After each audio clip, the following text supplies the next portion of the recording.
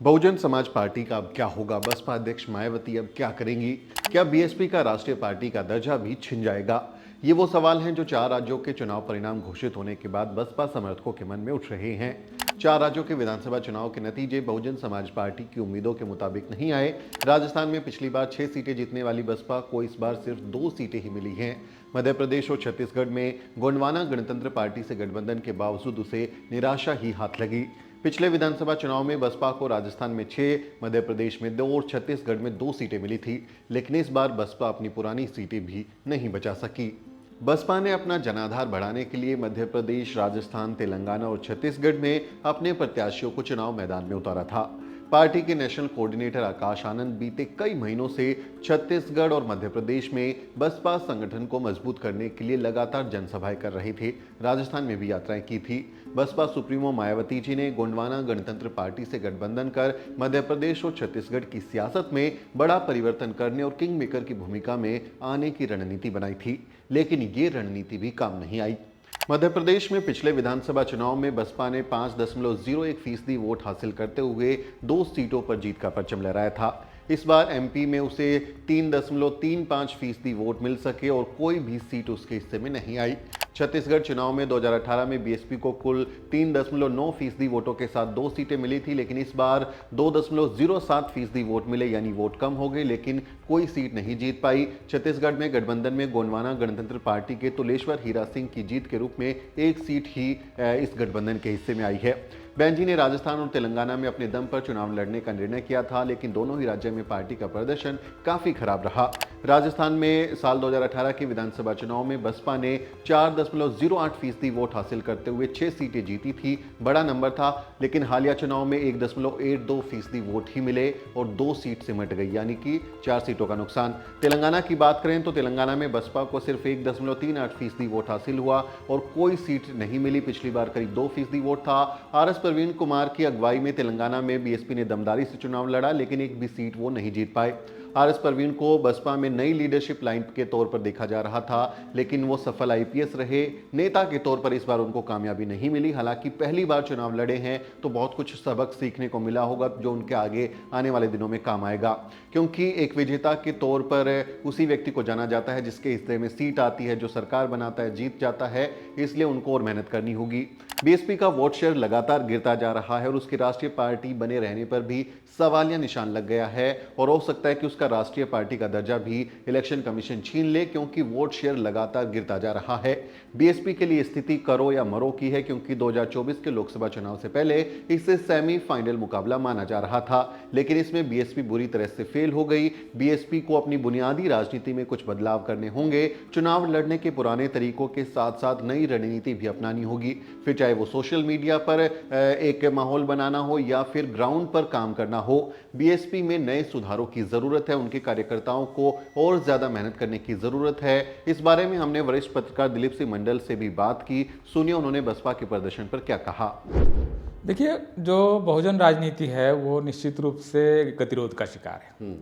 अभी बोलने से ये नहीं होगा कि हम क्या थे, आपको रीइन्वेंट करना पड़ेगा। यहाँ पर आपको अब अगर आप नहीं मानेंगे कि कुछ गड़बड़ हो रहा है, जो कर रहे हैं वो नाकाफ़ी है। अगर ये रियलाइजेशन नहीं है तो नया रास्ता नहीं मिलेगा। अब ये बोलना काफ़ी नहीं है कि बहन जी के समय में यूपी में कितना शानदार काम हुआ था, उससे अगर वोट मिलना होता तो इसके कुछ सिम्टम्स दिखने लगते। वो सिम्टम्स हैं नहीं, वो लक्षण होते हैं ना, मतलब ठीक है, मतलब एक बड़ी चीज़ होती है, उसके कुछ बीज, कुछ उसके अंकुर फूटने लगते हैं। तो कहीं ना कहीं ये मामला उलझा हुआ है। अभी भी बहुजनवाद, सोशल जस्टिस के नाम पर वोट मिल रहा है, मतलब कर्नाटक में मिला है, तेलंगाना में भी ओबीसी पॉलिटिक्स हुई है, जम के हुई है, तमिलनाडु में सक्सेसफुल है, बिहार में सक्सेसफुल है। आपको ये मॉडल के तौर पर है, बीजेपी को रोकने के मॉडल के तौर पर सोशल जस्टिस का इंपॉर्टेंस है, लेकिन इसको किस तरह से प्ले आउट कर रहे हैं आप, किस तरह से खेल रहे हैं। मतलब मैं बहुत अच्छे नियत के साथ खेल रहा हूँ इसलिए मैं विजेता बनूंगा जरूरी नहीं। आपकी नियत अच्छी है और बहुत शानदार है, ये कोई विक्ट्री की तरफ आपको ले जाएगा इसकी कोई गारंटी तो नहीं है ना। जब साबित हो रहा है कि मतलब मध्य प्रदेश में लोकसभा सांसद बीएसपी के जीतते थे एक समय, तो वो ज़मीन तैयार है, ज़मीन है वहाँ पर, आपको आपके वो पॉलिटिक्स। लेकिन एक्चुअली क्या होता है कि कई बार स्थितियाँ भी उलझा देती चीज़ों को। तो बहुजन पॉलिटिक्स को कांग्रेस ने भी एक समय बहुत नुकसान पहुंचा दिया है ऑलरेडी। उसके वोट कांग्रेस को जब ये समझ में आया कि बीएसपी को उभार की वजह से यूपी और इन जगहों पर दिक्कत हो रही है, तब उन्होंने मुकदमे वगैरह करके बहुत सारी दिक्कतों में डाला बीएसपी को, और बीएसपी फिर उनसे बचने के लिए अपने नए ढंग से गठबंधन वगैरह करने में गई है। तो इन सब की पेचीदगियाँ हैं। फिर ओबीसी के साथ ओबीसी और उसके साथ जो एक दोस्ती बन सकती थी, वो दोस्ती उस 93 से 95 के बीच में वो टूट गई। तो उसके बाद आपको नया कोएलिशन, सोशल कोएलिशन बनाना पड़ा ब्राह्मणों के साथ, सवर्णों के साथ। उसमें आपकी राजनीतिक धार कमज़ोर हुई। मतलब बहुत सारी उलझने एक्चुअली आपकी अपनी पॉलिटिक्स डिसाइड नहीं करती, एनवायरनमेंट भी करता है। तो एनवायरनमेंट भी आपको पुश करता है। यहीं पर नेतृत्व की परीक्षा है कि कठिन स्थितियां हैं, नई स्थितियां हैं, आप कैसे ले जाएं। तो मुझे अभी भी उम्मीद है कि बीएसपी कमबैक करेगी और अपने को नए ढंग से इन्वेंट करेगी, क्योंकि पुराने ढंग से बात नहीं बन रही है। अब तो ये मानना पड़ेगा, हालात बदल रहे हैं निश्चित रूप से। पुरानी पॉलिटिक्स में से अगर कुछ होना होता तो अब इसके कुछ दृश्य दिखने लगते। वो दृश्य नहीं दिख रहा है, इसका मतलब कि कुछ नए ढंग से करना चाहिए। और मुझे उम्मीद है कि वो नया सोच रहे होंगे और निश्चित रूप से नया कुछ करेंगे।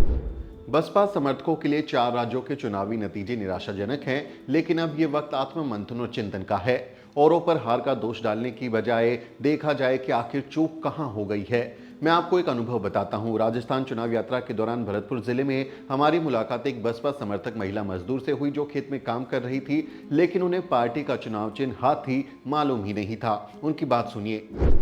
या बहन जी आई थी आपके यहाँ पे, नाम पता चला था? मायावती जी, बहन जी। मैं आई थी, अब पते का हम तो नहीं है, घर पे गए होंगे, मर्दवान से गए, कोई भैया थोड़ी जाएंगी मैं।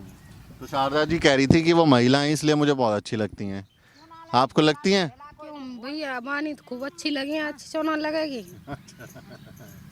वो कह रही है कि एक महिला की जो तकलीफ है वो महिला जानती है, बाकी तो ये मर्द नहीं जानते। जाने को महिला की तकलीफ है, भैया के 20 बीमारी हो, भैया जाने, वीरवानी जानती है। तो आप उनको वोट देंगी? वोट क्यों नहीं देंगे, मायावती को ही देंगे। क्या निशान है उनकी पार्टी का? अब यह चीज की तो मन प्रचार ही पर्चा ना देखो, काय को चिन्ह उनको पर्चा नहीं देखे गए आपके घर में? ना देख गए कोई। ये बसपा के लोग समझें कि वो बहन जी को पसंद करते हैं, उनको वोट देना चाहते हैं, लेकिन इनके घर तक प्रचार ही नहीं हुआ। उनकी पार्टी का निशान है हाथी। हाथी देखा है आपने? देखा भी है। तो बहुत बड़ा होता है ना हाथी, तो हाथी निशान है, हाथी का बटन दबाना पड़ेगा उनके लिए। ठीक है भैया। मैं कह रहा हूँ इसलिए नहीं, आपको अपना मन करेगा तब और खान वो तो थे ये। वहाँ पे कोई देखता थोड़ा ही है। कोई ना देखे वहाँ में, तो अपने ऊपर हुआ है। बसपा को फिर से ग्राउंड पर काम करने की जरूरत है। लोकल लीडरशिप को सिर्फ चुनाव के वक्त ही नहीं, बल्कि पूरे 5 साल अपने इलाके के लोगों से जुड़े रहना चाहिए। अपने काडर को मजबूत करने और समर्थकों से जनसंपर्क स्थापित करने की शुरुआत की जानी चाहिए। सिर्फ ईवीएम पर दोष मढ़ देने से भी काम नहीं चलने वाला, इसलिए कुछ बुनियादी सुधार जरूरी हो जाते हैं। बहुजन समाज पार्टी के चुनावी प्रदर्शन पर आपकी क्या राय है, कमेंट करके जरूर बताएं। आपसे अपील है कि हमारे चैनल को सब्सक्राइब करें, और अगर आपको हमारा काम पसंद है तो आप हमें आर्थिक मदद भी भेज सकते हैं। मेरा नाम सुमित चौहान है और इस वीडियो स्टोरी में मेरी मदद कर रहे हैं मेरे सहयोगी मोहित और अजरा। अगले किसी वीडियो में मुलाकात होगी दोस्तों, तब तक आप देखते रहिए द न्यूज़ वीक। साथियों, अगर आपको द न्यूज़ वीक का काम पसंद है और आप चाहते हैं कि हम यूं ही अम्बेडकरवादी पत्रकारिता करते रहें, तो हमारी आर्थिक मदद जरूर करें। आप अपनी स्क्रीन पर दिखाई दे रहे इस QR कोड को स्कैन करें और न्यूज़ वीक फाउंडेशन के खाते में अपनी दान की राशि भेजें। QR कोड के अलावा आप UPI के जरिए भी मदद कर सकते हैं। आप हमारी UPI ID newsweek@yes bank पर भी मदद भेज सकते हैं। इसके अलावा आप हमारे अकाउंट में भी मदद भेज सकते हैं। खाते का नाम है Newsweek Foundation, account number है 02358800000640। IFSC कोड है YesB00000235। बैंक का नाम यस बैंक है और ब्रांच है नेहरू पैलेस दिल्ली। आप डोनेशन के एवज में इनकम टैक्स में भी छूट पा सकते हैं। डोनेशन की रसीद पाने के लिए ट्रांजैक्शन का स्क्रीनशॉट हमें भेजें। टाइप करें डोनेशन स्पेस आपका नाम और हमें 8595794224 पर व्हाट्सएप करें।